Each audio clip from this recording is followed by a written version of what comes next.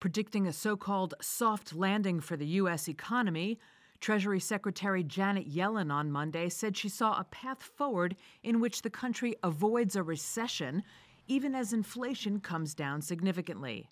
Fueling her optimism, a red-hot labor market, which is producing hundreds of thousands of new jobs a month. Speaking on ABC's Good Morning America, Yellen said, quote, "You don't have a recession when you have 500,000 jobs and the lowest unemployment rate in more than 50 years.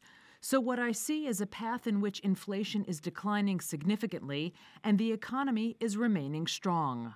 While Yellen acknowledged that inflation remained too high, she noted its decline over the past 6 months and said it could drop significantly further given measures adopted by the Biden administration, including steps to reduce the cost of gasoline and prescription drugs. The U.S. Federal Reserve has also been on an urgent campaign to bring price pressures under control, raising interest rates aggressively over the past year in an attempt to bring down runaway inflation.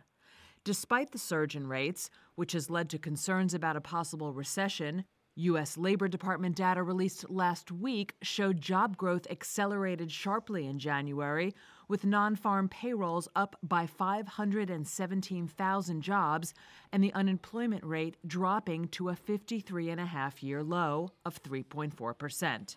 But all bets are off on the economy if Congress fails to raise the U.S. debt limit, said Yellen, who warned that failure to do so would, quote, produce an economic and financial catastrophe.